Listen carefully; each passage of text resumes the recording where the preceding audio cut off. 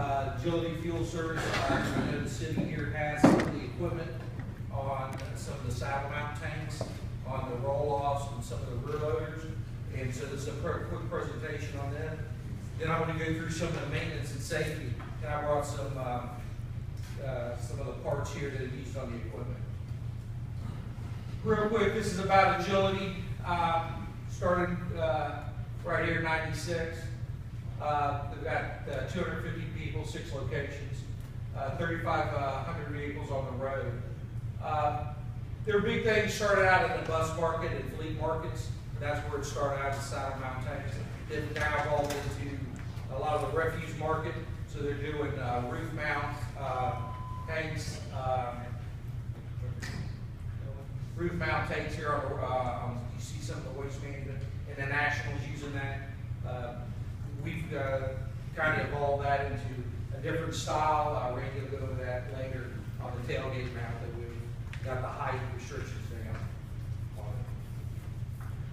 Here's some of the configurations they use. Again, on the road, this is behind the cab mount, saddle mount they use on the highway trucks. Again, a lot of them are starting to go that way. The refuse trucks, again, Randy will probably touch more on that with the hot products. The roof mount, again, the saddle mount, the tailgate units, and the above the cab units. Again, try to stay away from these as much as we can, just do the height restrictions we have. So the tailgate and saddle mount is what we try to do on the refuse equipment. Buses, again, the top mount on the buses and saddles on the buses. Again, they don't have restrictions as much as we do on the refuse side of it, but again, you'll see a lot of them up here. They have a lot more room up here, so they can get the DGE going into the trucks up there. Again, these are some of the people that we team with. Again, in the truck side, all the manufacturers, we get the chassis manufacturers. You see up there, Volvo, Kenworth, Freightliner, Mack. We all go. The refuse side of it, of course, we've got everybody. We try not to use these people, but we've got everybody. We've got everybody up there that we use to go with. Waste Management, Republic, National Account guys. The cities are starting to go more and more into this. They see the cost benefits. They're teaming up with some of the waste management stuff that are putting in the fill stations. And so they're teaming up with them to get stations built where the cities can get the CNG for the vehicles. Transit Authority, transit buses, again. We're seeing more and more of these guys. UPS, FedEx, more and more of these guys are trying to look for alternative fuels, trying to make the systems cleaner. And so you see a lot of these guys starting to get into it that you never seen before, more and more going that way.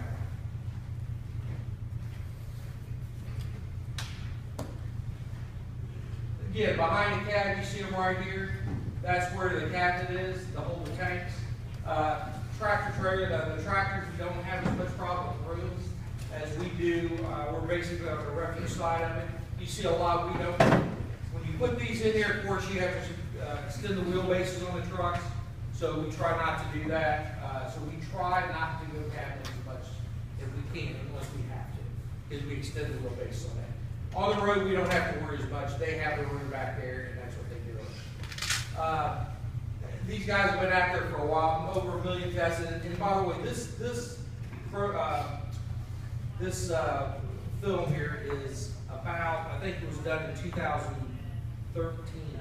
So quite a few more have been out there. Lightweight tanks, 175 DG system on this. They can get, again, they're getting the range out of them, fast fill, they're doing it. We're able to, we first started this, we're bringing trucks down, had to be local here.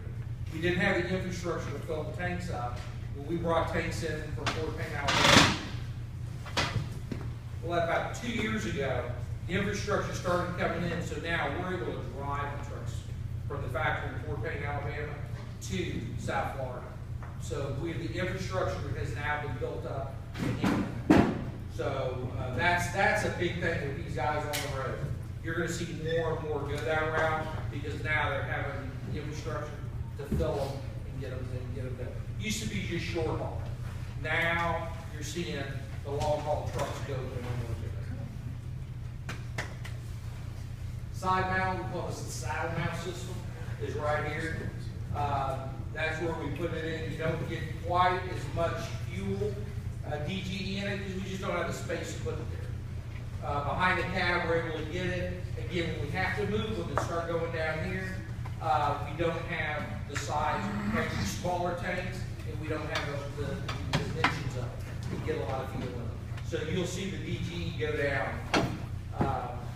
quite a bit. On this, again, the fast fill you have again, drop-in brackets. A lot of agility does is kit form. They're great with that.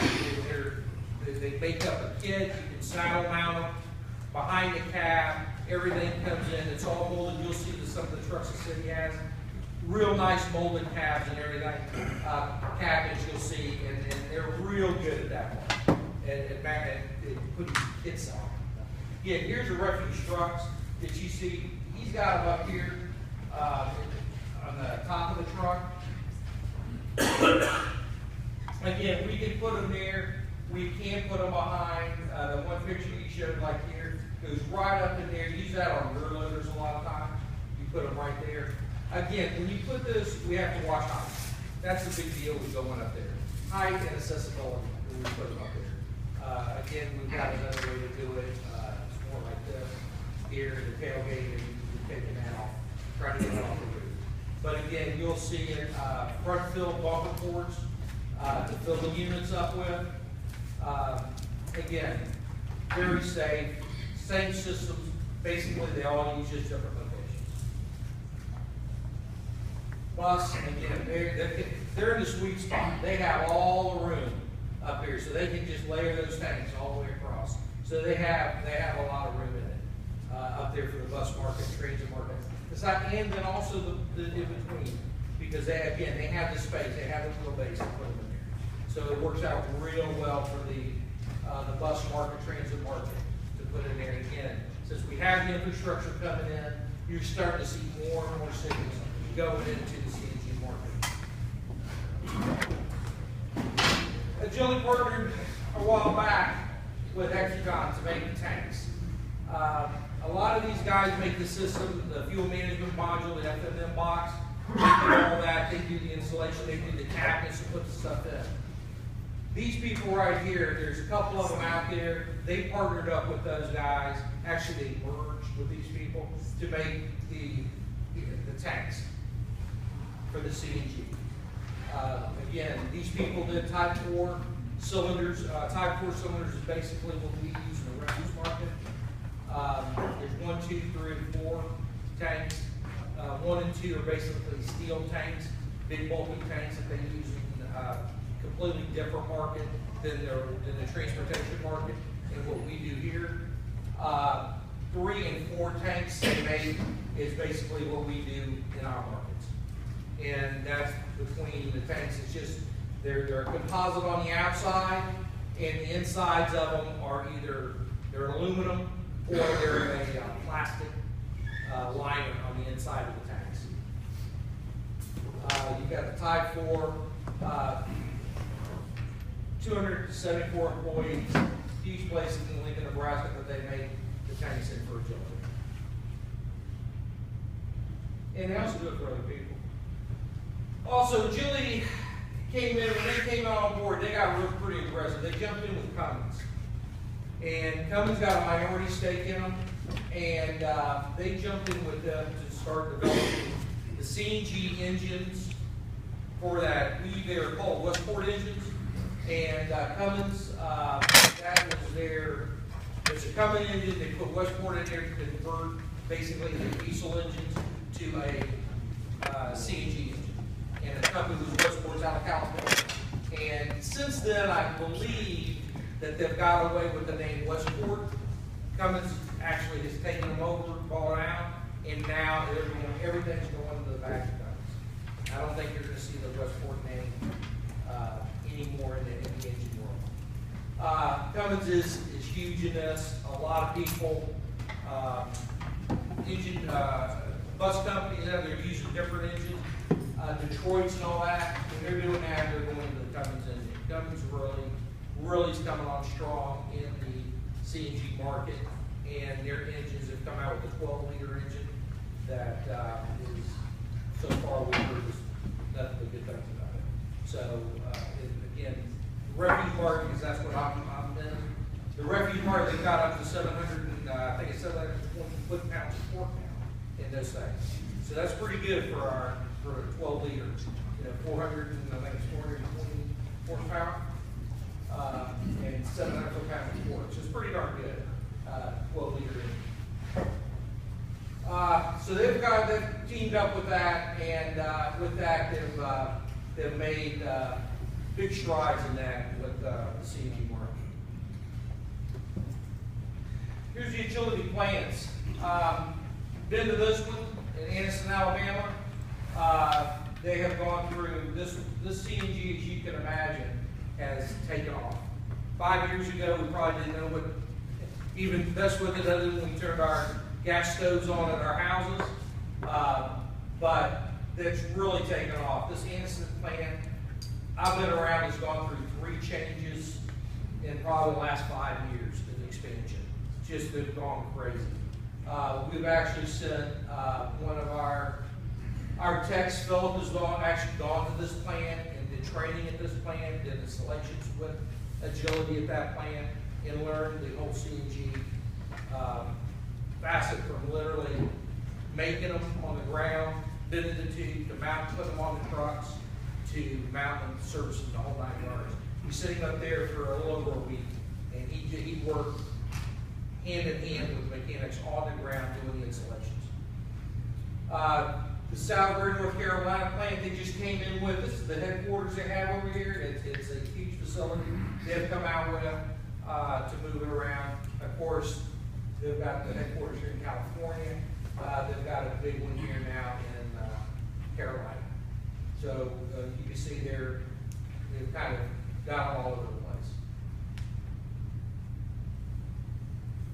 CNG, of course, natural gas, acronym for it.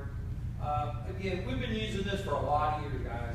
Natural gas has been out there for, again, a long, long time. It's been in our houses, different, not under the pressure. Where we really got into it is when we were able to get it under pressure.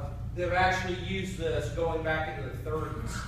They've used CNG in cars in the 30s because we couldn't get any fuel during World War I and in World War II. And actually, they're low pressure. They call them bag cars. They put bags on top, like a balloon, on top of a car, and they had straps around them.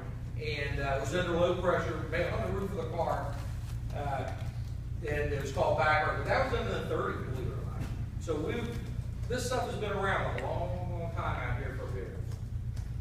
Again, it's really caught on. Diesel prices going up.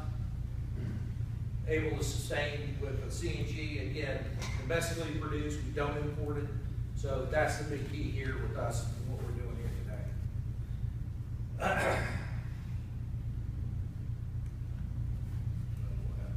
Okay, I'm definitely not a scientist.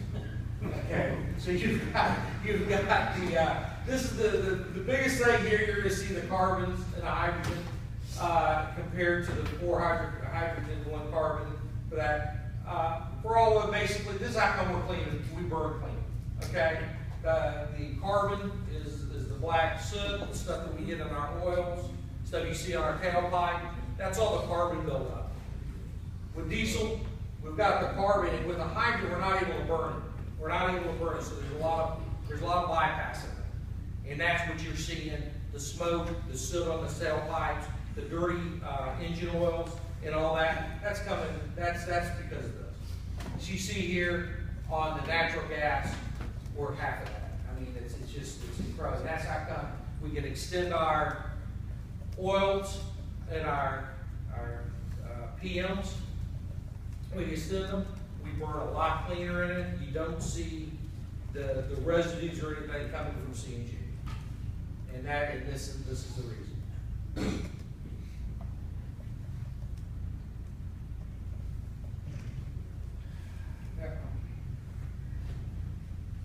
Natural gas, of course, it is flammable and it is explosive. In our tanks, we can't burn in the tank, in our tanks inside our tanks, we don't have any oxygen in them. Cannot burn this without the air. Natural gas, we know, is odorless. We don't see it here because we're capping, we inject into the pipes to give it the smell. Basically, that's just almost like methane we're doing. It has that odor of rotting cabbage food. That's basically what that is. It's injected in there just so we can smell it. Again, that's more for that is absolutely a safety factor right there. We can have this without that being in it. Natural gas is lighter in there and it will diffuse. Most of our trucks, all of our trucks actually, diffuse up. On our tanks, you'll see on the trucks, they'll have little blue caps along the side of it.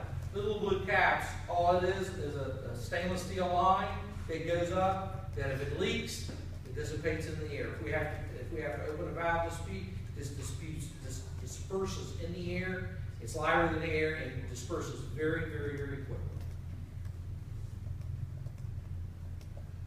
We have 120 octane rating, believe it or not, in natural gas. I did not know that, but it is 120 octane.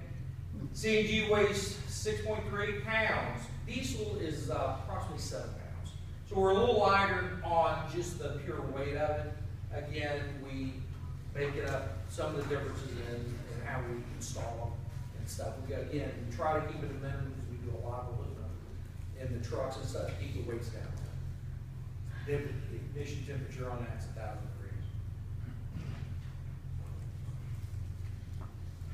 This is the fuel prices. We'll get into this a little bit more later. You see here, this is when this done. I said 13, I'm sorry, it was 15. This is the last set on that. Again, you'll see I have some few data on that I pulled up last night. Diesel prices, CNG prices now. Diesel's come down, CNG prices mainly stayed the same. You'll see what that causes here a little bit later on. But I personally believe, and I've talked to a lot of people, that the diesel has been held down artificially. They're waiting for some taxes to go on. They said they're going to start taxing CNG, and right now it is not federally taxed. They're waiting to see that come in, and I think the diesel prices are artificially being held down lower to keep in track with the CNG, so CNG just doesn't run away. Because I think the diesel people understand once we get the infrastructure we already have, and people start going to it, there's no turning back then. There'll be more and more CNG on the road, and the diesel guys are going to be. So I personally think it's being artificially held down until the taxes come in. Again, cities, it's not going to affect you guys as much as the private. We have any private guys in here. It'll affect more the private guys in here. We're going to get into some of the safety in the CNG. Again, you guys can see this. Great safety record on the CNG. There is some YouTube videos you can pull up. We've seen them ripped off the side, on the top of a truck, hit a bridge. Tanks hit the ground, nothing happens. The tanks are built, they've got I believe it's a 4-to-1 safety factor. The tanks are 3,600 PSI. There's a safety filter built into the tanks, and we've got Kevlar wraps on the tanks. Tanks are very, very, very, very well constructed. And I've never seen a tank rupture yet. Again, some of the other guys we've got in here do it a lot more than I do. But again, the YouTube videos, knocking them off the trucks, bounce down the highway, nothing happens. We do have some that you see some fires happen. We'll go into that in a minute. But it is not caused by the tanks or the CNG. Maintaining exclusive trained people. Again, guys, if you're not qualified to do it, please don't. This thing is under 3,600 PSI pressure, and there is not from the CNG, but from the pressure. That's what gets you. You break a wrong line loose, you're going to be hurt. So if you're not familiar with it, haven't been trained with it, don't do it. Our people are.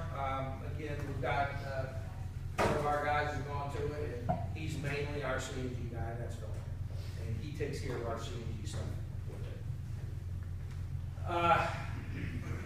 Safety equipment, again, lining, protection, eyewear, footwear, certified leak detection equipment.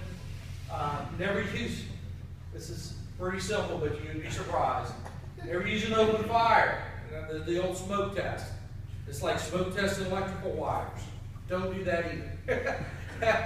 You don't see which one's bad by doing that. So never be around anything with fire, cigarette smoking, anything around CNG. Whether it's a truck, whether you're at the fuel stations or any place else. Again, special procedures for when we weld and grind on them. Again, if you're not familiar with the CNG system, don't mess with them. Let somebody train to weld, grind on the trucks. Okay? Hearing protection, what the fueling.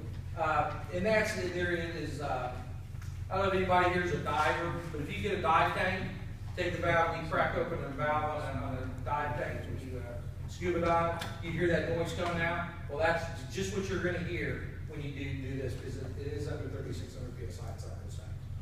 So that's what here's a picture of one of the tanks. Again, you see it wrapped.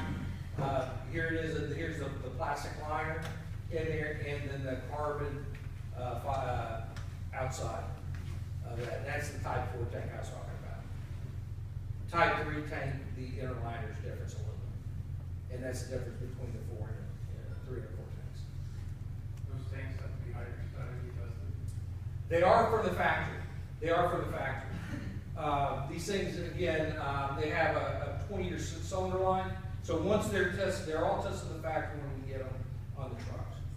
So we don't do it, but they do it. Here's the burst pressure. I was telling you about the burst pressure. So there's the burst pressure of that. Again, this is what you'll see on the refuse trucks, buses, and that kind of stuff. This is what we'll do. And again, the reason they're doing this is they're trying to make it lighter. The tank's lighter. Of course, the lighter we get the tanks, more payloads we get, the better it is for them. So that's what you see here. Also, you see the placard right here, CNG placard goes on it. That goes on everything. And we'll show you some more of that later. For the first responders, again, this is what happens is we're going to start getting into the maintenance and into the safety features of this. Ignition, do not approach the vehicle. Source of ignition are present. Again, when you get out, something happens with the truck, turn the ignition key off. If you see anything going on, turn the battery switch off if possible. Okay? No smoking, no road flares. Again, a lot of this is, we don't use road flares. The on-the-road truckers do. Okay? And long haulers. So we try to get this out of no road flares, obviously, with the CNG. Especially if it's saddle mount, you don't want it close to the road.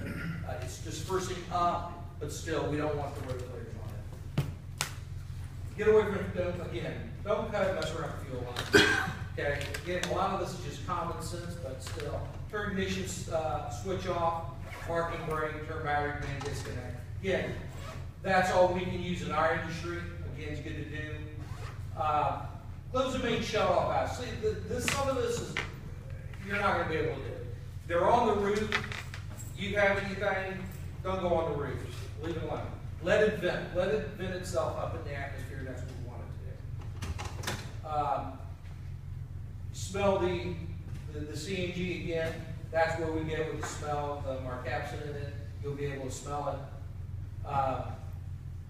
Just put make sure everybody's out of the way. Keep the doors open. When you get out of the trucks, we don't know if it's leaking inside, which we have leaking through the engine up through the floorboards of the truck. So we don't know if it's inside the cab or is it outside. Leave the doors open again. And get out of the cab. You don't want to keep it inside the cab. Let it get out. vehicles indoors, if you, none of us, including myself, our shop, we don't have the facility to work in the trucks indoors. We work on them outdoors. You don't want to keep CNG trucks indoors. If you have CNG truck breaks down, don't keep it in the shop overnight. Get it out of the shop, put it out in front of the building. Again, if there is a leak or anything that you didn't know about, maybe you're doing a brake job on it. Who knows? Whatever, it has nothing to do with CNG. If you don't have the parts, you got to be working on a truck, whatever. Just keep it outdoors. Just at the end of the day, just move it out there. Don't keep it inside the shop, because again, you don't know at this point in time. So it's always to be, err on the side of safety on any of this. Again, make sure you know this. Once the engine's off, it can still leak. Okay, depends on where it's leaking at. We don't know. I'll show you some of the valves and stuff that we have here just in that area. In case of the fire, evacuate the area, get passengers out of the vehicle. Again, guys, don't mess with that. Just, you have it, keep your doors open, get out, turn the truck off, get out. Here's the stuff for the fire department, first responders we have. The purple K powder, they say that's the best to use that. That and foam on the CNG fires. You put the purple K, you put a little water on it, they're going to have one heck of a mess to clean up, because that stuff gets sticky and nasty, and they're going to have a hell of a time cleaning that up. But if you put the powder on that, or you use a foam, that's the best way to do the extinguishing of the fire. I'll get into a little bit more on the PRDs too. There's valves, pressure relief devices on the tanks. We have had an issue where the fire department gets in there, truck fire, they were spraying down the tanks. We don't want you to do that. Spraying down the tanks lets pressure build up in the tanks, and when it releases, the PRDs don't release the gas in the truck, and that's where you get the explosions. So what we wanted to do, we want those PRD valves to release. They're going to release at about 200, and I believe it's 215 degrees. They're going to release, and you'll see it vent up. And if it's on fire, it's going to vent up just like it does at the landfills. You see the methane going up in the air? That's exactly what this is going to do. If you spray the tanks down and keep the PRDs from releasing, too much pressure can build up in the truck, and that's where you get the explosions.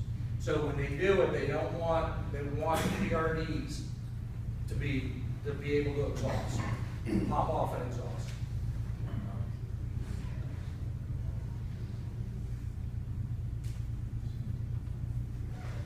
Returning the service back to service, again, when you do that, that has to be inspected. Again, you need to have somebody come in that has to certify the tanks again, certify the valves, make sure they didn't pop off, look at the tanks, and inspect them. That's all got to be done by a certified inspector. Okay? Everything's got to be checked for leaks and stuff, obviously, before returning to service. So anytime you didn't have any of that, it's got to be checked before that goes back on the red. Excuse me, here's the fuel ports. Again, that's a front fill bumper port. You'll see a lot of that on the CNG. Here's the rack system. Of course, the engine. Basically, here's a fuel management module. We call FMM box. That's located on the side of the truck. There's your valves, your shut off, your fill ports, defueling. That's what you have here. Again, you're getting high pressure from these things, the racks and the front fill. The FMM box. There's a module that reduces the pressure going into that canister. You'll see on that, this again comes, you'll see that on the truck, and again going to we're burning this thing at 125 PSI. So we're going from 3,600 to 125 PSI, and that's done right here with this. This here is in that box, and I'll show you another breakdown of that. I believe it is the next slide. No, it's not. But that's what this is. This is the PRD. This is the reducer pressure coming in. I've talked a little bit more about that here. there any gauges on the outside to tell you how much fuel are in the tanks? Not on the outside, it's in this, there it is right here, they're right here. You got The fuel management box is mounted to the chassis somewhere. This will be mounted on the side of the chassis, and or you'll show up to see them out there in the covers, they're molded into the covers, okay? And you'll see that, you'll open this door here, and you've got a low pressure and a high pressure. The high pressure, again, is picking up what you've got in the tanks, okay? That's gonna be around 3,000, 3,600. Then you've got the low pressure coming out to these units. So nothing from me from like if it's on fire and I'm a little distance away, there's no way unless he knows how much fuel's on the truck. Not unless you're right. Not unless that is open. There's nothing now. Inside the cab, there is a fuel gauge inside the cab. Okay, that basically is reading the high pressure. That's on the high pressure that's in it. That's in the cab. Like no different than our cars or a diesel truck. Yes, sir. Are there any industry regs where you guys yourselves have said, hey, we're gonna put that fuel management module on the front left bumper, the CNG fill valves in one specific spot, or could it be anywhere? It can be anywhere. Let's see if I can do this. Come on, Mickey.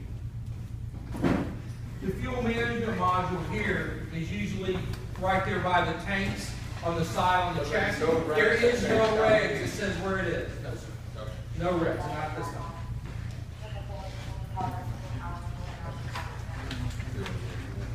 Right here, these are what's mounted on the tank. This is your main shell valve. This is how you turn the tank off to keep it from filling up. Okay, if you want to just turn the tank off, you got to remove the tank or whatever, you can go right there. This is the pressure relief device, the PRD, thermally activated right here. Each tank has one of these on each tank. Then you'll have one that's actually in the fuel management box, which is like I showed you there. Okay. Again, here's how they'll be mounted. They'll be mounted on a flat. Here it is here. There's a block right here on each end. This block right here. It's this tank is actually threaded. It's two clamps that hold it in, and these are what we use to mount the tanks in. So the tanks are mounted on each end.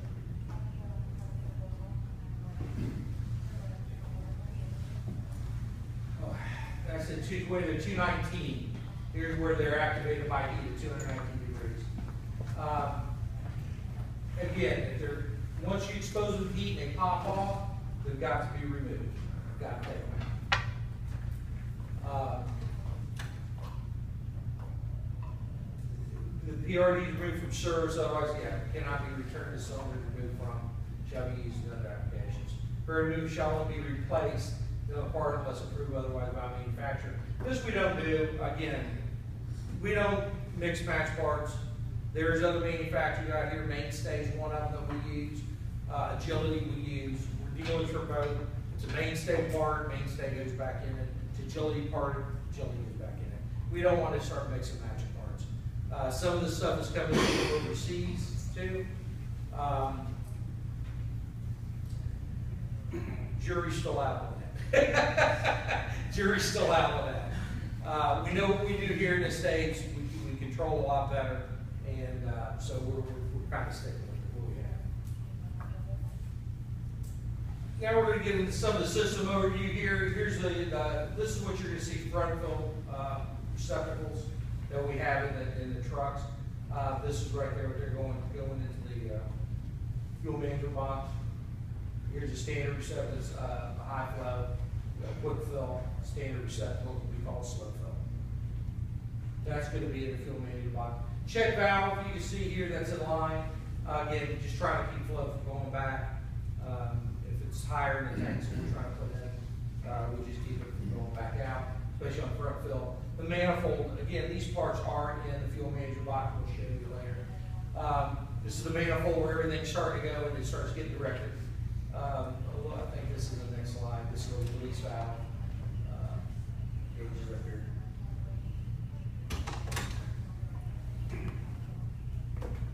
This transducer right here, this is what I was talking about.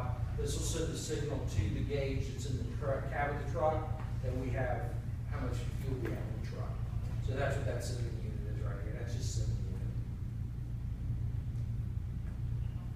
Then this is the release, the bleed valve. Once we start working on the system, changing the filters in, which I'll show you here in a minute, well, we've got to bleed the system. We turn all our tanks off, but we still have pressure in the lines. So what we want to do is bleed them out. Yes, sir? Is there a certain spot with the control block, is it on the chassis? Is there like, either the right, left, back? forth? They usually what they'll do is on satellite truck tanks, we'll put the box right there, usually on the left-hand side, right there by the tanks. Again, when we start doing tailgate and stuff like that, we try to put the box close to where the driver is, close to the front. It's usually right behind its mount on the chassis, closer to the body side than the chassis side. Usually when we come down, you'll have the battery box first.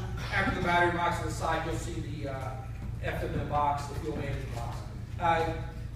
I don't think I've ever seen them on the right-hand side of the truck. I've always seen them on the left-hand side of the truck. Could they do it? I guess they can. Because again, there is no standard yet for where they're mounted. The foreign market is doing that right.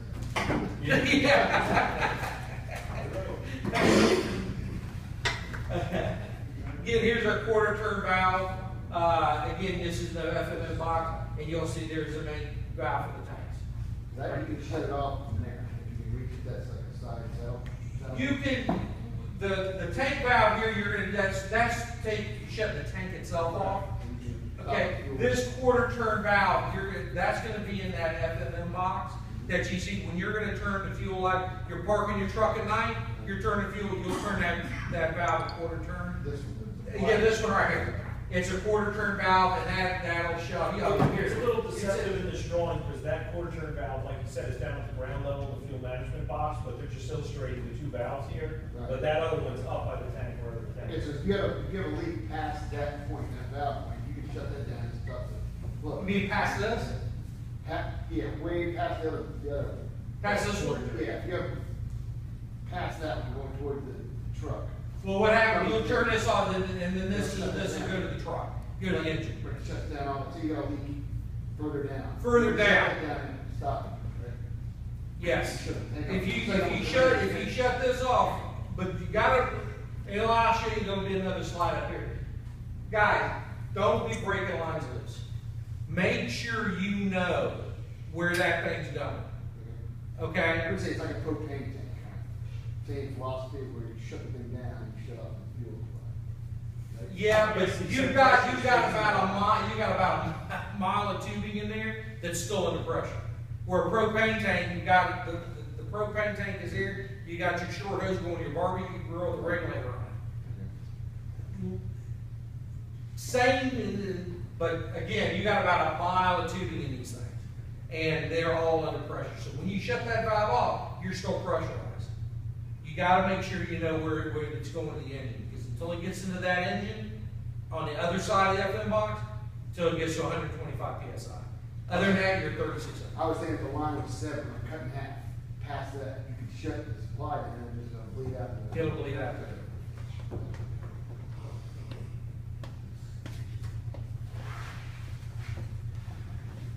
This is the filter in the unit.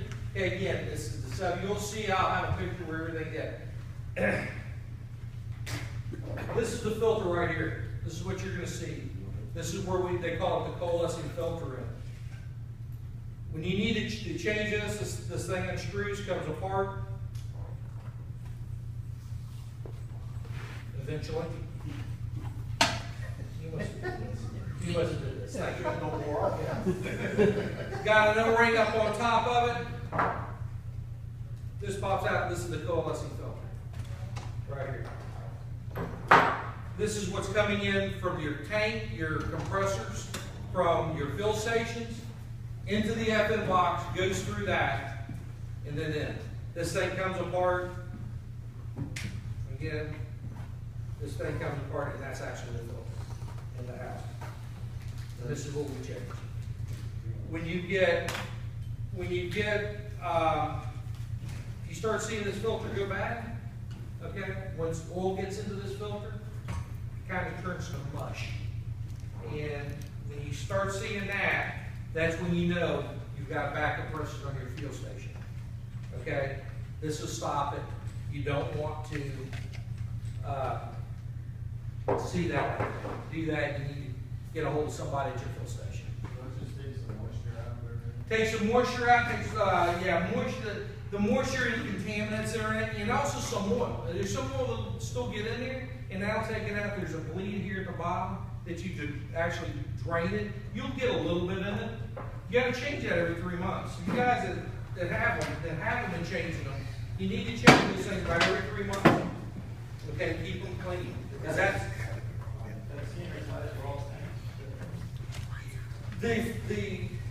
this part pretty much is, but different manufacturer, of course, have different coalescing filter size.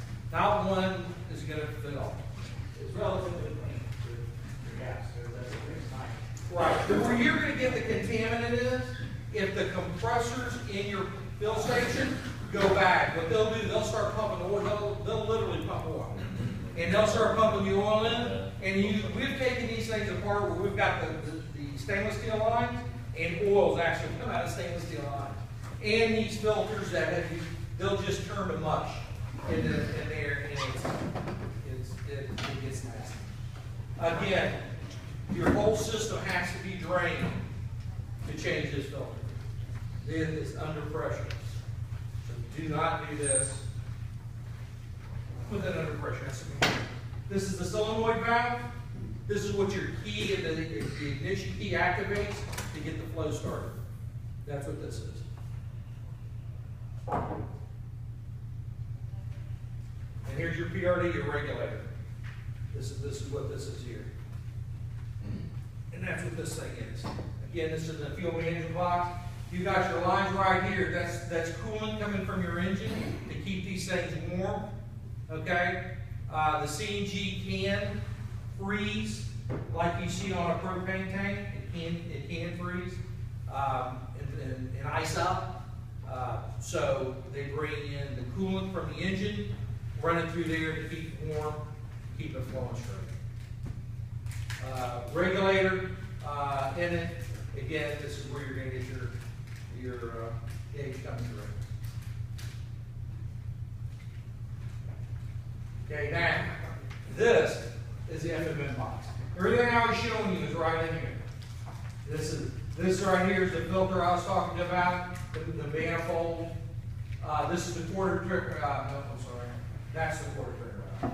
That's the quarter turn. Defueling port, your fast fill, slow fill port, your two gauges. This is the front of the box. This is what you're going to see when you open that door. Is right here.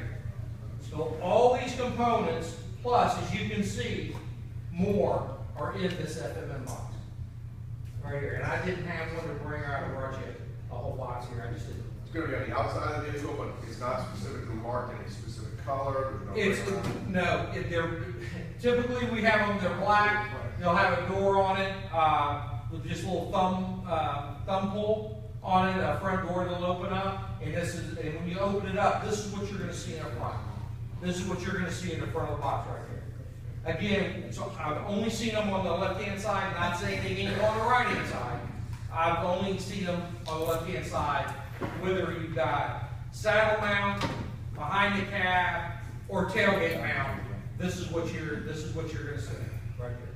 And we open that box, automatic shield. Yes, sir. There's a safety connector. I don't know. Upper left-hand. A lot of times they're in the top between the gauges. Yeah, it's not. But there's a little magnet.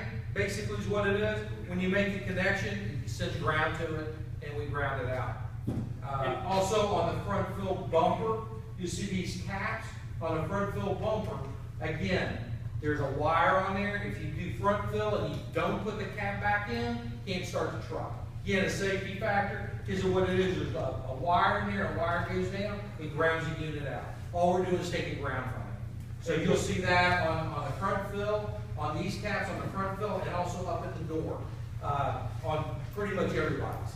Again, safety factor, we don't want the truck started, doors open, plugs open, dangling and all that. For the first responders, just so you know, there's a blue diamond on the back of every CNG vehicle. So when you're approaching it from the rear, you'll see that blue CNG diamond.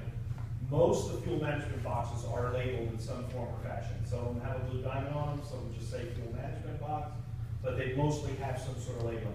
They are typically positioned somewhere, like you said, where the fuel would normally be on the vehicle. And you'll see that box with a little latch, but it does have a lock latch handle, so when you open it, like you said, it has that kill switch in it. You'll see the diamond C&G markings coming out on this. Now, the truck's running, and you can't pull the cap and shut it down. Once the truck's running, no. Okay. No, once the truck's yeah, when the truck's running, no, you can't. You broke that box and sit down, correct? No, sir, and not if the truck's running. If it's running. If it's running, It it'll will not. allow you to start it. But if it gets in an accident, it'll And how it's, You can open the box and shut it off. You can fill the fuel right there with that quarter turn valve. But yeah, so on your trucks, your new trucks you're shipping off, the ones that we've had down here have. The ones that once the truck is running, you open the door, it will not shut it off. The truck will continue to run. If you do the valve in that box, will it shut off the engine eventually? Eventually, it'll run, yeah, it'll Once it runs everything. runs over all the fuel out, yeah. Yes. Common things to check on it, make sure your valves are on. This is, when you start the truck up, quarter turn emergency shut off valve, and the FMM box is on. System fill, of course, look at your gauges. Right here, guys, you get around 500, 600 PSI, don't be taking that truck anymore, because it's gonna die. It's not gonna run. There's not enough fuel pressure here to pump it in, to keep the thing. So 600 pounds, we're out of fuel. Or Just a little under. little under a quarter tank, yeah. And what happens, you do have the fuel, you just don't have the pressure to push it. Again, just like what happens, I hate to make comparisons, but like a propane tank. You'll still have propane, you'll fill propane in it, but you don't have the pressure to push it out. Drain low pressure according to the manufacturer, that's on the engine side of it. This is on the Cummins, it's spun on filter. You'll see it on that. Turn the key to on position. This is a pressure gauge, about 125 PSI going, you'll see. Fuel gauge, that's on the dashboard. Visually walk around, guys, this is just the same thing you see as on a pre-check. Do the same thing you do on a diesel engine. Walk around, make sure you don't smell it. Some of these trucks have methane detectors in the cab. You'll see it, if you going up to the front windshield, you'll see a green light in the window. That's usually the methane detector. That's an option they put in there. What it is, there's sensors inside the cab, and inside the cab, they're sensing methane. And if that goes red, don't start it, you gotta leave it inside the cab. Get somebody to come in. That's just sensing the methane inside the cab. Are there gauges,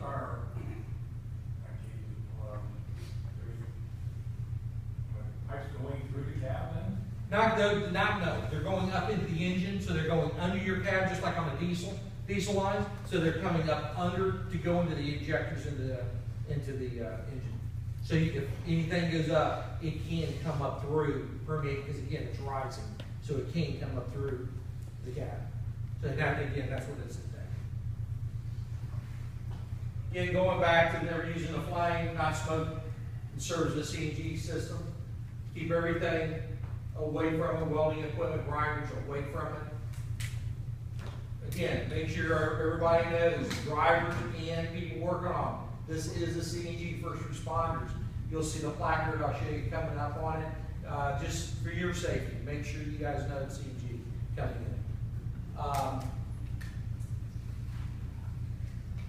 This should service by, again, load unloaded areas outside, make sure it goes out the atmosphere.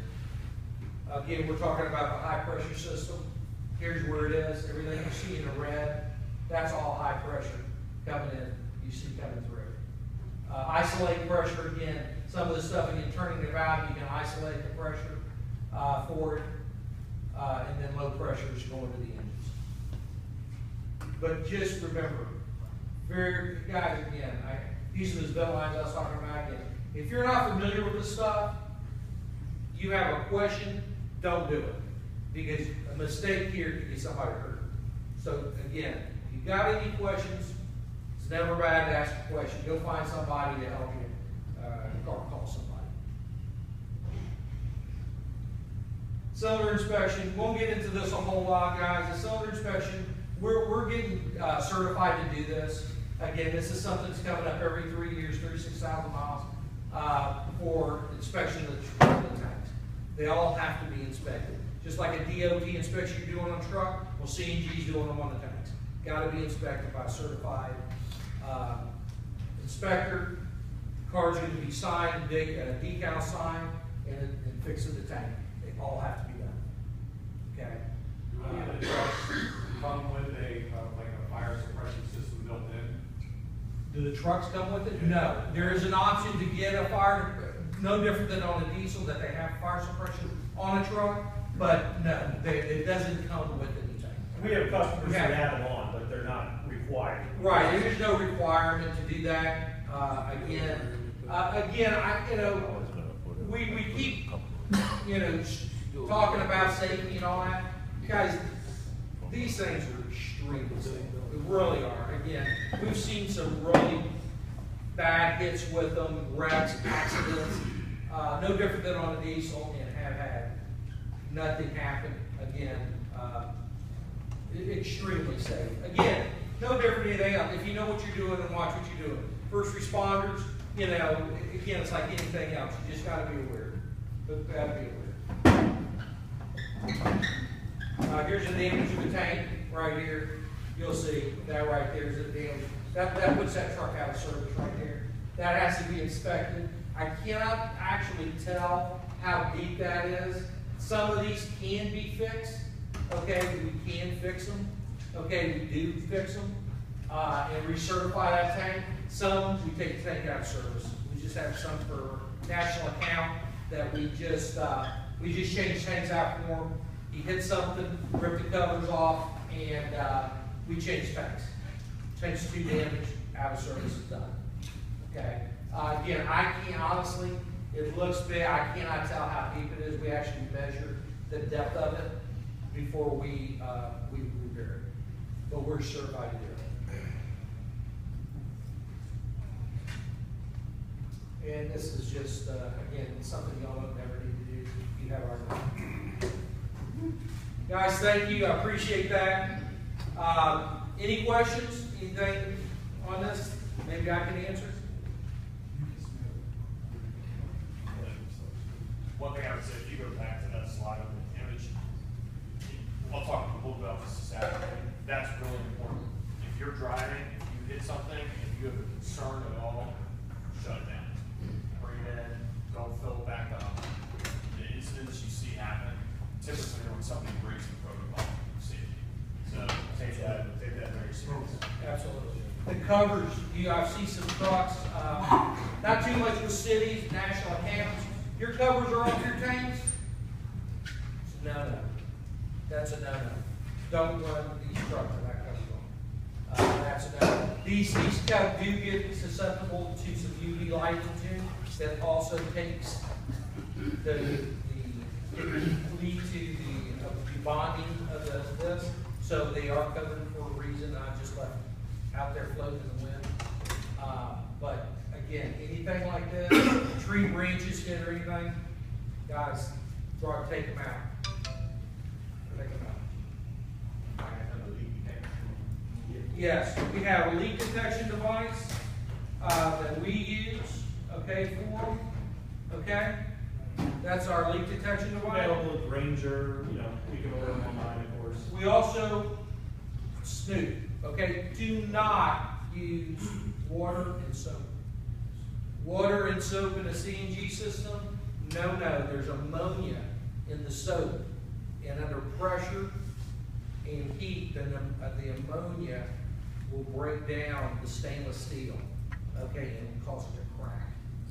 Do not use soap and water for leaking. This is what you use. Expensive, we use it. We buy it quite a bit, because when you do it, you kind of give it a good healthy squirt. And we use that quite a bit. It's called Snoop. You can buy it. You can buy it from Granger. You can buy it for leak detection. The biggest thing is do not use soap. Any other questions? I know you wanted to do housekeeping real quick. If you don't mind going over it, just let everybody know where everything's at. We'll probably take a quick break. I won't hold you to it, but does that carry over to propane as well? That thought, like the soap and water? You know, it's a good thought, it's a good thing to have. Again, propane's a little different chemical compound, and you don't have to worry about it as much, again, on your household thing. But it's a good idea not to use it on anything. Again, the ammonia, believe it or not, it is a fact. The ammonia breaks down the stainless steel, causes crack. Gotta be a slow process, right? Because I've been using it for years. Oh, okay. For 20 years, even natural gas, at least in certain parts of our district's got natural gas. It's a go-to leak detector for it. You smell it, So, soap and water. believe me, it is not used as a word. You know, propane's a little different chemical compound. It is not as inherent as the CNG, and it's not under the biggest thing is the pressure and the heat. It's not under the pressure and the heat. That's the two biggest. The heat and the pressure, those are the two big things with the CNG that we get with the CNG. Is it's filling it up and stuff. Those are the two big compounds that makes that reaction. Okay, she's gonna go. Thank you, guys. Okay, now that we have everyone here, just really quick, housekeeping, we do have a sign-in sheet in the back, so if you haven't signed in, if you didn't sign in when you were coming in, please do. Our bathrooms are out the back door to the right. We still have bagels left, and, I think they're probably, and we also have hats in the back that have the Swana logo on them, so if anyone would like a hat, you are more than welcome to take one. Okay? So we're gonna take a 10-minute break and reconvene in 10:15, so everybody can use the restroom at one time.